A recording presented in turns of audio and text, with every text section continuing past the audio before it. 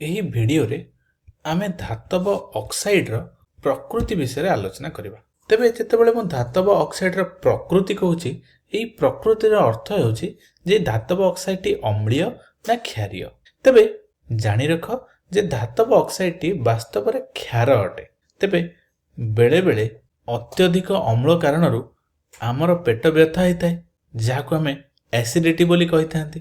ତେବେ ଏହି ଏସିଡିଟିରୁ ରକ୍ଷା ପାଇବା ପାଇଁ ଆମେ ଏହି ଧାତବ ଅକ୍ସାଇଡର କିଛି କ୍ଷାରକୁ ମଧ୍ୟ ଖାଦ୍ୟ ରୂପେ ଗ୍ରହଣ କରିଥାନ୍ତି, ଯାହାଫଳରେ ଆମକୁ କିଛି ଆଶ୍ୱସ୍ତି ମିଳିଥାଏ।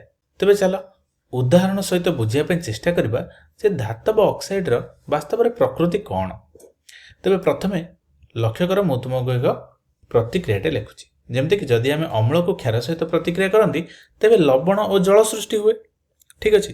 ତେବେ ବର୍ତ୍ତମାନ ପ୍ରଥମ ମୁଁ HClକୁ Na2O ବା ସୋଡ଼ିୟମ ଅକ୍ସାଇଡ୍ ସହିତ ପ୍ରତିକ୍ରିୟା କରାଉଛି। ତେବେ ଦେଖ, ଯେତେବେଳେ ସୋଡ଼ିୟମ ଅକ୍ସାଇଡ୍ ସହିତ HClକୁ ମୁଁ ପ୍ରତିକ୍ରିୟା କରାଇଲି ତେବେ ମୋତେ କ'ଣ ମିଳୁଛି? ମୋତେ ମିଳୁଛି ସୋଡ଼ିୟମ କ୍ଲୋରାଇଡ୍ ଏବଂ H2O ବା ଜଳ। ତେବେ ଯେହେତୁ Na2O HCl ସହିତ ମିଶି NaCl ଓ H2O ବା ଲବଣ ଓ ଜଳ ସୃଷ୍ଟି କରୁଛି, ତାହେଲେ ଆମେ Na2Oକୁ କ୍ଷାର ବୋଲି କହିପାରିବା। କାରଣ ଆମେ ଜାଣନ୍ତି ଯେତେବେଳେ କ୍ଷାର କୌଣସି ବି ଅମ୍ଳ ସହିତ ମିଶେ ସେତେବେଳେ ଲବଣ ଓ ଜଳ ସୃଷ୍ଟି କରେ।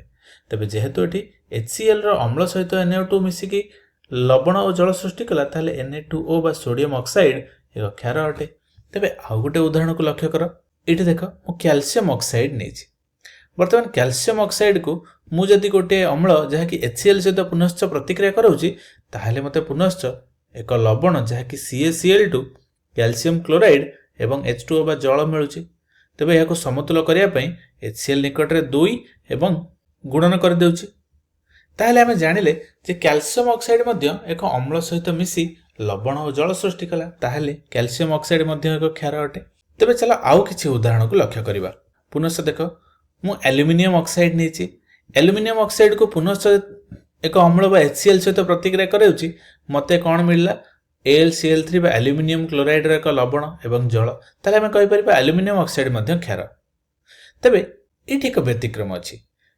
ସମତୁଲ କରିବା ପାଇଁ ଏହି ପ୍ରତିକ୍ରିୟାରେ ମୁଁ 6, 2 ଗୁଣନ କରିଦେଲି। ତେବେ ପ୍ରତିକ୍ରିୟାଟି ସମତୁଲ ହୋଇଗଲା। ଏଇଠି ଦେଖ, ଲକ୍ଷ୍ୟ କର। ତାପରେ ବ୍ୟତିକ୍ରମଟି କ'ଣ ନା, ପୁନଶ୍ଚ ମୁଁ NaOH ନେଉଛି, ଏକ କ୍ଷାର। ତାକୁ ପୁନଶ୍ଚ Al2O3 ବା ଆଲୁମିନିୟମ ଅକ୍ସାଇଡ୍ ସହିତ ପ୍ରତିକ୍ରିୟା କରାଉଛି। ତାହେଲେ ମୋତେ କ'ଣ ମିଳୁଛି? ପୁନଶ୍ଚ ମୋତେ ଲବଣ ଓ ଜଳ ମିଳିଲା। ତାହେଲେ ଏଇଠି ଆମେ କ'ଣ ଲକ୍ଷ୍ୟ କରିଥିଲେ ଯେ Al2O3 ଯେତେବେଳେ HCl ସହିତ ପ୍ରତିକ୍ରିୟା କଲା, ଲବଣ ଓ ଜଳ ମିଳିଲା। ଆମେ କହିଲେ ଯେ ଆଲୁମିନିୟମ ଅକ୍ସାଇଡ୍ଟି ହେଉଛି କ୍ଷାର। ତେବେ ପୁନଶ୍ଚ ଯଦି ଆଲୁମିନିୟମ ଅକ୍ସାଇଡ୍କୁ ଆମେ ଏକ କ୍ଷାର ସହିତ ପ୍ରତିକ୍ରିୟା କରାଉଛନ୍ତି, ତାହେଲେ ମଧ୍ୟ ଆମକୁ ଲବଣ ଓ ଜଳ ମିଳୁଛି। ଏଇଠି ଦେଖୁଛନ୍ତି ଆମେ NaAlO2 ବା ସୋଡ଼ିୟମ ଆଲୁମିନେଟ୍ ଆମକୁ ମିଳିଛି ଏବଂ ଜଳ ମିଳିଛି। ତେବେ ଯଦି ଗୋଟେ କ୍ଷାର ସହିତ ମଧ୍ୟ Al2O3 ମିଶିକି ଲବଣ ଓ ଜଳ ଦେଲା, ତାହେଲେ Al2O3 କି ଆମେ ଅମ୍ଳ ମଧ୍ୟ କହିପାରିବା। ତାହେଲେ ଏଇଠି ଆମେ ଜାଣିଲେ ଯେ Al2O3 ଆଲୁମିନିୟମ ଅକ୍ସାଇଡ୍ ଏକ ଅମ୍ଳ ପରି ବିହେଭ୍ କରେ ଏବଂ ଏକ କ୍ଷାର ପରି ମଧ୍ୟ ବ୍ୟବହାର କରେ। ତାହେଲେ ଆଲୁମିନିୟମ ଅକ୍ସାଇଡ୍କୁ ଆମେ କ'ଣ କହିବା? ଏକ ଅମ୍ଳ କହିବା ନା ଏକ କ୍ଷାର କହିବା? ବାସ୍ତବରେ ଦେଖାଗଲା ଯେ ଏହାକୁ ଆମେ ଉଭୟଧର୍ମୀ ଅକ୍ସାଇଡ୍ ବୋଲି କହିବା, ବା ଏମାନଙ୍କୁ ଏମ୍ଫୋଟେରିକ୍ ଅକ୍ସାଇଡ୍ ବୋଲି କହିବା, ଯେଉଁମାନେ ଉଭୟଧର୍ମୀ, ଉଭୟ ଅମ୍ଳ ଏବଂ କ୍ଷାର ଅଟନ୍ତି। ଠିକ୍ ଅଛି। ତେବେ ଆଉ ଏକ ଉଦାହରଣ ନେବା। ବର୍ତ୍ତମାନ ଦେଖ, ଜିଙ୍କ ଅକ୍ସାଇଡ୍ ମୁଁ ନେଉଛି ଏବଂ ଜିଙ୍କ ଅକ୍ସାଇଡ୍କୁ ଏକ ଅମ୍ଳ ସହିତ ପ୍ରତିକ୍ରିୟା କରାଇଲି HCl ସହିତ। କ'ଣ ମିଳିଲା ମୋତେ? ZnCl2 H2O, ଲବଣ ଓ ଜଳ। ତାହେଲେ ଯଦି ଅମ୍ଳ ସହିତ ପ୍ରତିକ୍ରିୟା କରି ଲବଣ ଓ ଜଳ ଦେଲା, ତାହେଲେ ZnO ବା ଜିଙ୍କ ଅକ୍ସାଇଡ୍ ଏକ କ୍ଷାର ଅଟେ।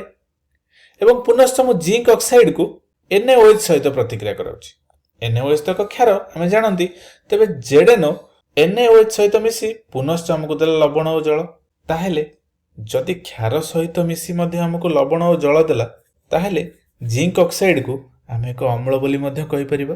ଏଠି ଦେଖ, ଜିଙ୍କ ଅକ୍ସାଇଡ୍ NaOH ସହିତ ମିଶି ସୋଡ଼ିୟମ ଜିଙ୍କେଟ୍ ଏବଂ ଜଳ ଦେଇଛି।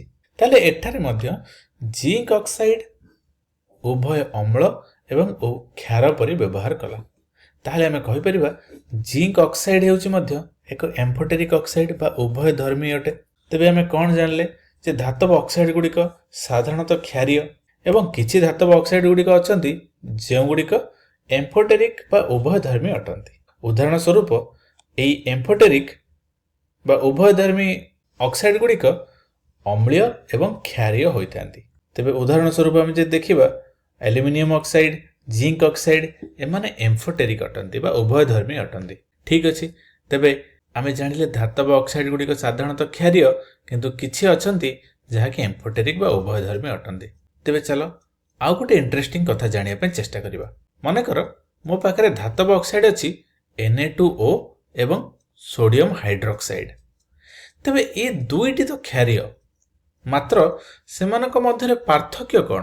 ପାର୍ଥକ୍ୟ ଏଇଆ ଯେ ଯେତେବେଳେ ସୋଡିୟମ ଅକ୍ସାଇଡ୍ ସହିତ ମୁଁ ଜଳକୁ ମିଶାଉଛି ମୋତେ ସୋଡିୟମ ହାଇଡ୍ରୋକ୍ସାଇଡ୍ ମିଳେ ଏବଂ ଏହି ସୋଡିୟମ ହାଇଡ୍ରୋକ୍ସାଇଡ୍ଟି ଜଳରେ ଦ୍ରବଣୀୟ ଅଟେ ଏବଂ ଯେଉଁ କ୍ଷାର ଜଳରେ ଦ୍ରବଣୀୟ ଅଟନ୍ତି ତାକୁ ଆମେ ଆଲକାଲି ବୋଲି କହିଥାନ୍ତି।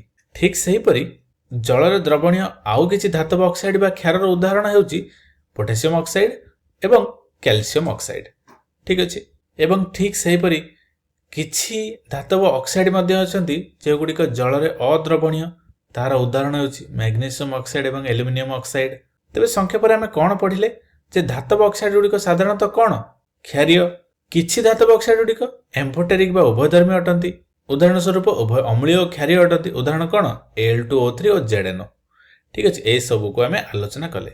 ତେବେ ଦେଖିଲେ ଯେ ଧାତବ ଅକ୍ସାଇଡ୍ ଗୁଡ଼ିକ ସାଧାରଣତଃ କ୍ଷାରୀୟ ହୋଇଥାନ୍ତି ଏବଂ କିଛି କିଛି କେସ୍ରେ ଅମ୍ଳୀୟ ଭଳି ମଧ୍ୟ ବ୍ୟବହାର କରନ୍ତି, ଏବଂ ଯେଉଁଗୁଡ଼ିକ ଉଭୟ ଅମ୍ଳୀୟ ଓ କ୍ଷାରୀୟ ପରି ବ୍ୟବହାର କରନ୍ତି ତାହେଲେ ସେମାନଙ୍କୁ ଆମେ ଉଭୟଧର୍ମୀ ବା ଏମ୍ଫୋଟେରିକ୍ ବୋଲି କହିଥାନ୍ତି। ଠିକ୍ ଅଛି।